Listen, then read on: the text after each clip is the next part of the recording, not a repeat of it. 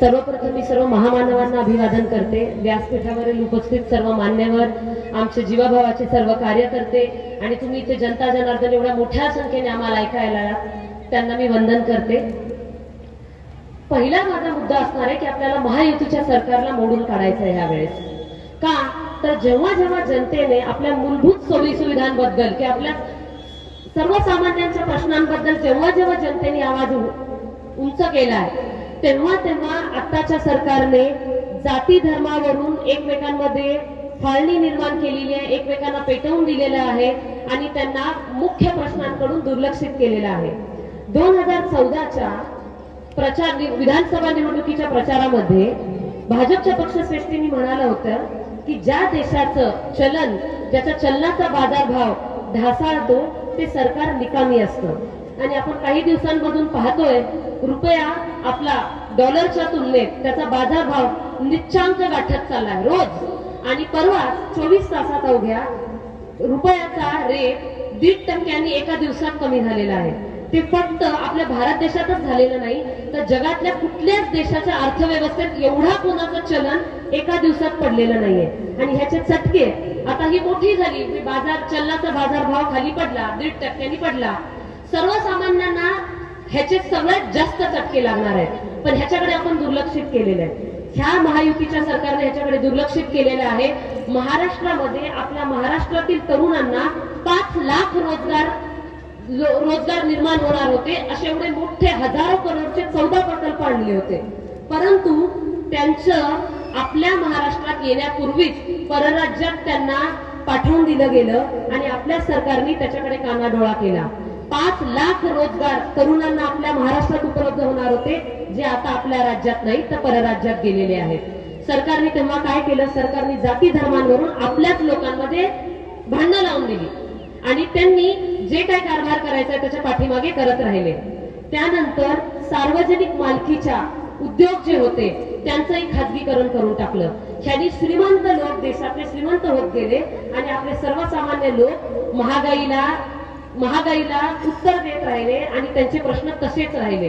प्रत्येक वेळेस जेव्हा जेव्हा जनतेने विकासाच्या कामांविरुद्ध, कामांबद्दल प्रश्न उभे केले, त्या प्रश्न विचारलेत, आपल्या अडीअडचणी मांडल्यात सरकारपुढे, तेव्हा त्यांनी त्यांचा आवाज दाबून फक्त जाती आणि धर्माचं राजकारण केलेलं आहे। त्या सरकारला आपल्याला मोडीस पाडायचं आहे। त्यानंतर आपल्याला पहिल्यांदा एक महिला नेतृत्व लोहा कंधारला मिळालेलं आहे, जे शेतकऱ्यांच्या हक्कासाठी, गोरगरिबांच्या हक्कासाठी, बहुजनांच्या सन्मानासाठी लढणार आहे। तर महायुतीच्या सरकारला पाडून आपल्याला शेतकरी कामगार पक्षाचं वर्चस्व इथे लोहा कंधार मतदारसंघात आपल्याला आणायचं आहे। आता बऱ्याच वेळा मी बरेच मुद्दे बोललेले आहेत, ते मी पुन्हा बोलणार नाही, परंतु आशाबाईंच्या माध्यमातून तुम्हाला एक उच्च शिक्षित कुटुंबातून एक अनुभवी नेतृत्व मिळत आहे। शिंदे साहेबांनी त्यांच्या उच्च शिक्षणावरती किंवा अनुभवाच्या जोरावरती, 37 वर्षाच्या प्रशासकीय अनुभवाच्या जोरावरती लोहा कंधारचा कधी न पाहायला गेलेला विकास केलेला आहे। तुम्ही 66 करोडचं कंधारचं हॉस्पिटल पाहिलं, उपजिल्हा रुग्णालय, एवढं सुंदर रुग्णालय आहे की पुणे मुंबईच्या हॉस्पिटलला लाजवेल असं रुग्णालय आहे। ते आपल्या माता भगिनींच्या आरोग्यासाठी बांधलेलं ते रुग्णालय आहे। त्याच्यानंतर कोट्यवधी रुपयांचा निधी, 200 जवळपास कोटींचा निधी, जसं आजी दादा म्हणाले, कंधारला मिळालेला आहे। इथे मोठं शॉपिंग सेंटर झालेलं आहे। त्याची आमची योजना वेगळी होती, मोठी दुकानं बांधायची होती, त्याच्यासाठी 4 कोटी मंजूर करून आणलेले आहेत, ते लवकरच काम सुरू होईल। कंधारच्या प्रत्येक गल्लीमध्ये चांगले रोड झालेले आहेत। तर एवढे विकासाचे कामं स्वातंत्र्यानंतर कोणीही मतदारसंघात केलेले नाही, ते श्यामसुंदर शिंदेनी त्यांच्या बरोबरीने आशाबाईंनी मतदारसंघात आणलेले आहे। ह्याची आपण दखल घ्यायला पाहिजे आणि आपण अशाच नेत्याला निवडून आणायला पाहिजे की जो सर्व जाती धर्मांना घेऊन विकासाची स्वप्न पाहतो आणि जो सुशिक्षित आहे, जो अनुभवी आहे, ज्याचं भीतीचं आणि दहशतीचं राजकारण नाही, जे स्वतःच्या पोटापाण्यासाठी राजकारण करत नाही, ज्यांच्यापासून कधी कोणाला धोका, सर्वसामान्यांना कधी धोका झाला नाही आणि पुढेही होणार नाही, त्याच्यानंतर ज्यांच्याकडे आपण कधीही अडीअडचणी येऊन मांडू शकतो, आपल्या मनातले प्रश्न सांगू शकतो, बेधडकपणे सांगू शकतो।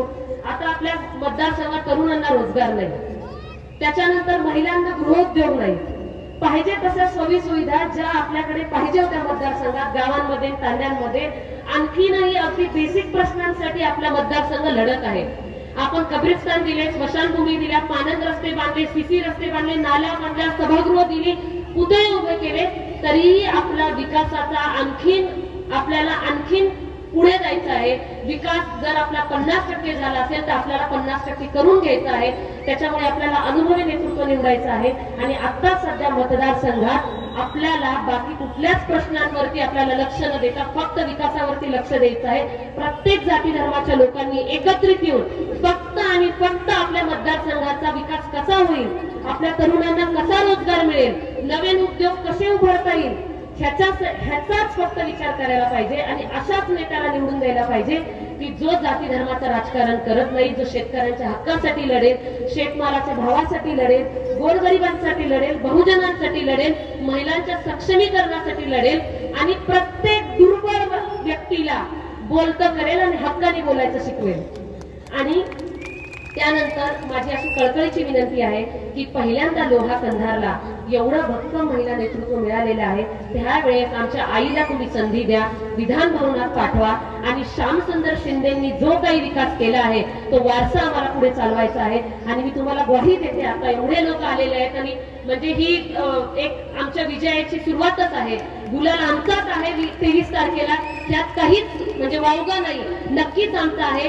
परंतु तुम्ही आमच्या आईला विधान भवनात पहा आणि पहा लोहा कंधारचा विकास कसा होतो तो. तुम्ही फक्त पाहत राहाल, एवढा लोहा कंधारचं नाव आपल्या महाराष्ट्राच्या नकाशात एवढं गाजेल, कारण की पहिल्यांदा 75 वर्षानंतर लोहा कंधारला महिला नेतृत्व मिळेल, एक महिला आमदार आपण निवडून आणू. तर हे सगळे मुद्दे आहेत. आपल्याला महायुतीचं सरकार का पाडायचं आहे.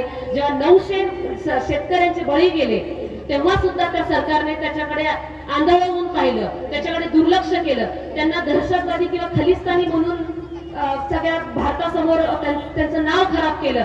शेतकऱ्यांनी जेव्हा आपले प्रश्न समोर मांडले तेव्हा असं केलं. आणि देशात जेव्हा जेव्हा फाळणीच्या किंवा जेव्हा विकासाबद्दल जनतेने आवाज उठवलेला आहे तेव्हा सरकारने अगदीच भ्रमात ठेवलं आपल्या जनतेला आणि जातीपातीचं राजकारण केलेलं आहे. शिंदे साहेबांचं राजकारण कधीच जातीपातीचं नव्हतं, सगळ्या धर्मांना घेऊन चालणारं राजकारण होतं. तसंच आशाबाईंचं विकासाचं, शिक्षणाचं, तरुणांच्या रोजगारासाठी लढणारं राजकारण आहे.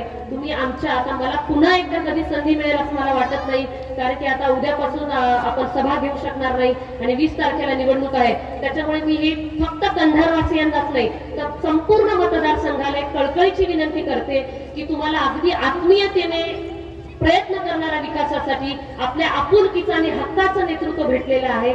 तर ह्याला कसल्याही परिस्थितीत प्रचंड बहुमताने आमच्या आईला विजयी करा आणि त्यानंतर लोहा कंधारच्या विकासाची जी पुन्हा परत एकदा नव्या ऊर्जेने सुरुवात होणार आहे त्याचे साक्षीदार व्हा. धन्यवाद.